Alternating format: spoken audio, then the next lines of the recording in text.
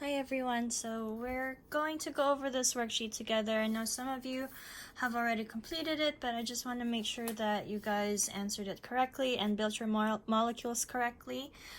So what I'm going to do is I'm going to answer these lines first, and then we're going to go together and assemble the molecules, and then from there answer the questions in the back. So here we go. So it says assemble a disaccharide sugar. The building block or monomers for carbohydrates are, hopefully you put monosaccharide. Mono meaning one, saccharide meaning sugar, right? So that's kind of your clue there. So monosaccharide means one sugar, disaccharide means two, right? Two sugar. So that's your clue there. And then later on when we get to this, poly means many, and then saccharide means sugar. So those are your shortcuts there. So monosaccharide for that one. And then this one is talking about protein. It says the building block or monomers of proteins are, hopefully you put amino acid for that one. Right, and then no blanks on this one. This one we'll answer it when we get there. This one it says building blocks of monomers of all lipids are, and then hopefully you put fatty acid. Right, and then I will answer that later. Look up triglycerides in your notes and find the shape. We'll answer that later.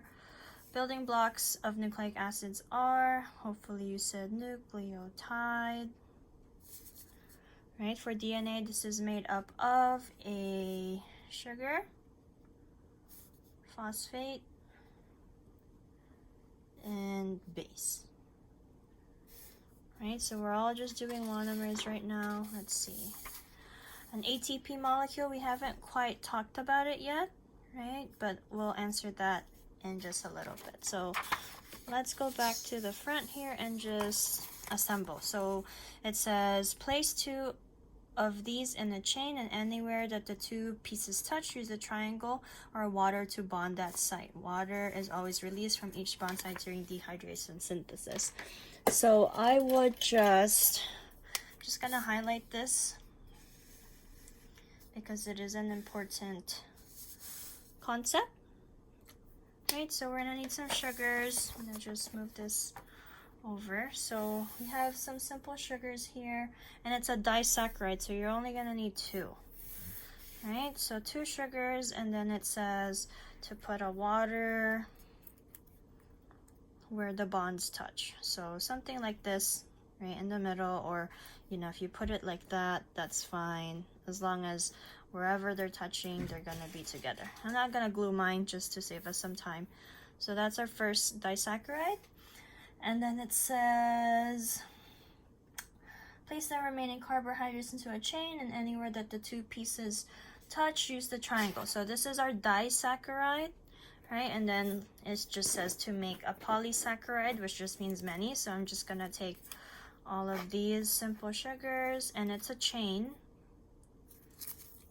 Right, so I'm just gonna put them all together like this as a chain, and then like the instruction said, just put a water where they touch. So I'm just gonna place one up top. Oops, this is the struggle with me not gluing it, is because they're not gonna stay very well, but something like that. And hopefully yours is a little prettier and more stable than mine. Right, something like that. Now the real shape, that's the word I was looking for. The real shape of a sugar is a five-sided molecule. So I'm just gonna scooch these over so I can show you.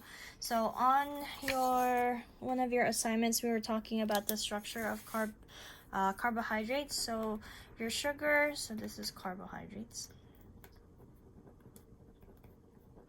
Your sugar structure is gonna be like that, right? And then, you know, they're gonna have something like this, and what I need you guys to really just look at is the shape. So if it looks like a chain, just like this one, right? If it looks like a chain, then that's your carbohydrates, and your clue is this pentagon, right? This molecule is a carbon ring, right? So if you see something like this, I don't need you to really draw it, I just need you to recognize it, then this molecule is a carbohydrate, right? And from your other chart, the elements that make up a carbohydrate is carbon, hydrogen, and oxygen, and it's in the name, right?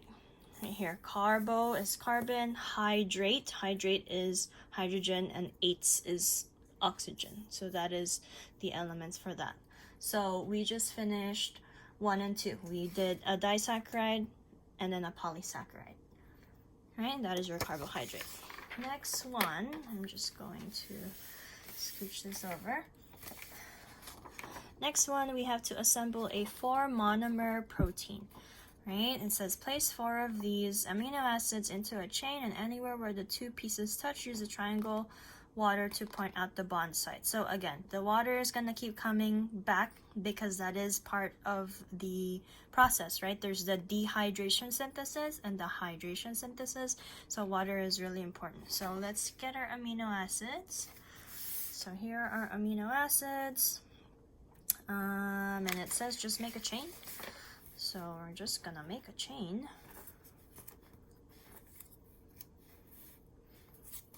And we're just gonna scooch them together. Oh, it says 4 monomer. Just kidding. 4. So we only need 4. Right? And then water where the bonds are. So you can either put it on top or, you know, however you decided to put it. As long as it's showing where the bonds are, that's all that matters. So something like that. We don't need this one. Okay, so that is a 4-monomer amino acid, right? It's 4 pieces, each one is a monomer. And then number 4, it says assemble the remaining monomer into another protein, place the remaining protein into a chain anywhere, blah, blah, blah, same thing. So once you have the correct arrangement, glue the pieces down and use a marker to label it. So pretty much it's asking you how many monomers do we have left. We have 1, 2, 3, 4, and 5, and then you're gonna put your waters there.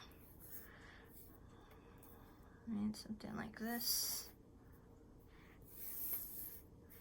Right, so then on this paper right here, just find it again. So right here it says label it a blank monomer protein. So you're just gonna count how many. So we have 1, 2, 3, 4, 5. So that should be a 5-monomer protein. Right? If I were to draw what an actual protein molecule looks like, it's a little complicated. So protein,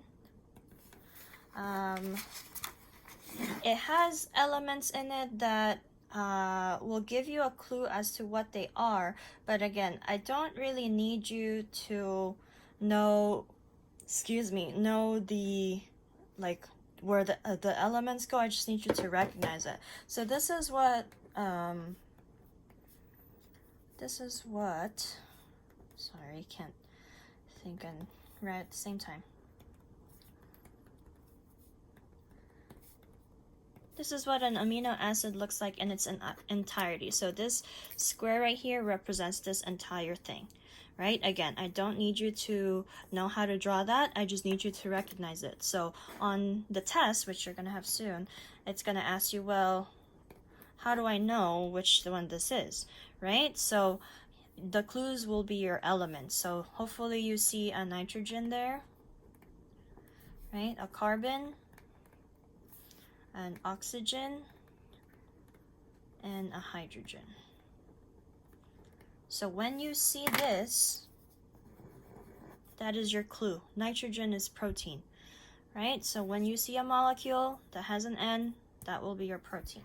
Well, you might be wondering, well, what is this R thing right here, right? So this is called an R group. We'll talk more about it later, but an R group is something that changes, right? So depending on what R group is attached there, it can be different amino acids, right? You've probably read about leucine, right? Alanine, stuff like that. Those are what makes this. The base is the same, the R groups are different, right? And there's 12 different amino acids, just for your information.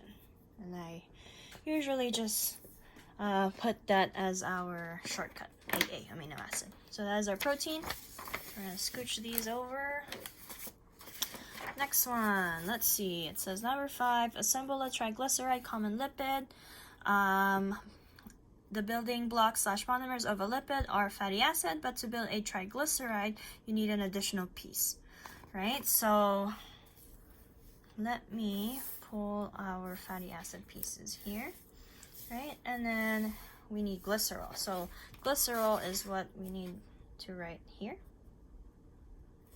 Look up triglycerides in your notes and find their shape. I would take chain, right? Chain is fine.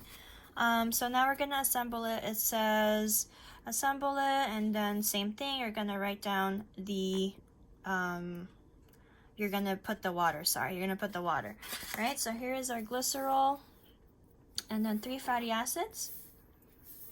And this one's pretty easy. Kind of looks like that, right? And then we're gonna put our water molecules there, there, and there. So something like that for your triglyceride. Right, so if you see something like this, kind of looks like an octopus. Glycerol is usually drawn as a circle. So if it kind of looks like an octopus with 3 legs, then that would be your glycerol. Right, so let me move that out of the way. Let's draw it on paper. So we are in lipids now. So there's 2 lipids that you really need to know about, the triglyceride and the phospholipid. Right, so elements we're gonna put over here. So triglyceride, just like I told you, if it looks like that, like a jellyfish, right, your clue is tri, meaning 3, and then glyceride is the glycerol, which goes up here. Right, so triglyceride, so you have 3 fatty acids right there. A phospholipid, this is the one that makes up your cell membranes. Phospholipid is usually drawn like that, right? It has a phosphate head, and then tails. Right, so these are the 2 that you need to see. So if you see a structure that's really long with a lot of C's and H's and O's, then that is your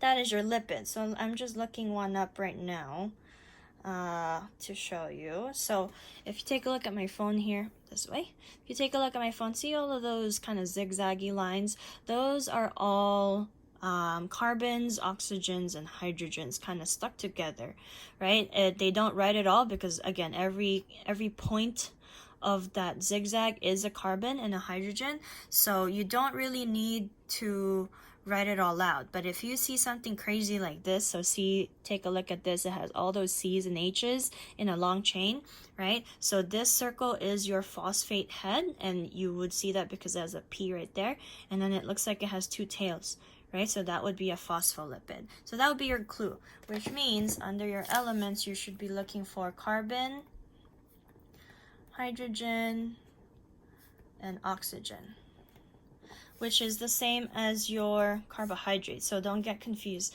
right? Carbohydrates has a pentagon, whereas lipids have just, long straight chains of C's and H's, carbons and hydrogens, right? So last one, or almost the last one, we assemble a DNA molecule. This one is gonna come back to us in genetics. So it is good to know the structure. So it says assemble the 3 components as shown as your diagram. So we're gonna need a sugar, phosphate, and a base. So here's sugar, base, sorry, I'm jiggling the camera here, and a phosphate, right? And then it says anywhere 2 pieces touch, same thing, blah, blah, blah. So here's our sugar, our base, and our phosphate, something like that. Right, and then you're gonna add your waters, like stuck somewhere like that, right? It doesn't look very professional, but that's what it means. And this is a nucleotide. So all of this together is a nucleotide. The phosphate, sugar, and base. Three parts. So let me draw it for you on paper. And so here is our nucleic acid. Our sugar, again, is going to have that pentagon shape like that. So that's the same as the carbohydrates in the in the top. Same structure because it is a sugar. And then we have to draw in our phosphate and our base. So usually, you know, just for the sake of making it short, something like that, that can change. The shape of this can change. And then our phosphate, oops, sorry. Supposed to go up and then over. That doesn't matter too much, that's just me trying to be as accurate as possible in the phosphate. So usually there's P's in here and oxygens, right? And then nitrogens. And again, sometimes it'll have one ring, sometimes it might have two rings, right? We'll go over what that means, but again, this is your sugar. So pentose, penta meaning 5 is just the 5 sides of your sugar. This is your nitrogenous base. And your clue here is this N for nitrogen, so nitrogenous base, and then phosphate group. Right, those are your 3 there. So then what elements make up a nucleic acid? Hopefully you'll say carbon, which is from the sugar. There's oxygens and hydrogens in there. There's also nitrogen, and then the phosphate. So your clue really, right, to determine the elements of a nucleic acid, your clue really is phosphate, right? Because our clue for protein is nitrogen. And we do see nitrogen down here, but your clue, again, that's why we're pointing that out, is the phosphate. If you see that circle, right, with the P, without the P, that's the phosphate. So the only thing that could be kind of confusing is these 2 right here. All right, so those are all the structures of our macromolecules. So let's take a look at, oh, sorry, we have one more. Just kidding. One more. ATP we'll learn soon, right? So ATP is our energy molecule, stands for adenosine triphosphate. We're not going to worry about this right now. I just want to show it to you. So ATP is similar to DNA, but it has 2 extra phosphates. Right? Because it's triphosphate. So tri meaning 3. So instead of having just 1 phosphate like we did with the DNA, I actually have 3. Right? So how would that look like? So same thing as the DNA. Here's our sugar, here's our base. I'm gonna borrow our phosphate buddy here. So it'll be something like that, right? With water in between. And we'll see that more later on once we talk about energy, photosynthesis, and stuff like that. Right? So I'm gonna scoot that out of the way. So now we're gonna answer these questions. So 4 types of macromolecules in no particular order: protein, lipids, carbohydrates, and nucleic acid. Another word for macromolecules is polymer. You might see that word, right? And then this one is monomer. Poly meaning many, mono meaning one, right? So what is the monomer of a protein? Hopefully you said amino acid. Lipid would be fatty acid. Carbohydrates would be monosaccharides. And nucleic acid will be nucleotides. Right, this one, it says, what is the process being shown by water being given off from each bond? Give both names for this process. So you should have put hydration synthesis and dehydration synthesis.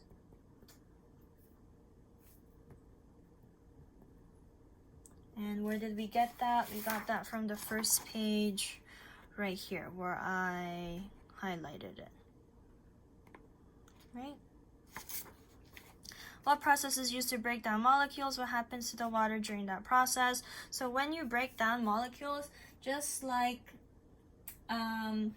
when you don't drink water, right? So your answer would be dehydration synthesis, which means you're lacking water, right? So that means that when water is taken out of those bonds, the bonds break, right? So what happens to water during that process? Water is taken out and the bonds are broken. Okay, and that's it. Yep, that is it. So hopefully that helped kind of clarify the structure of the molecule, right? I am gonna ask you this on the test, like for sure. So please make sure that you understand this table, understand these syntheses and what they look like.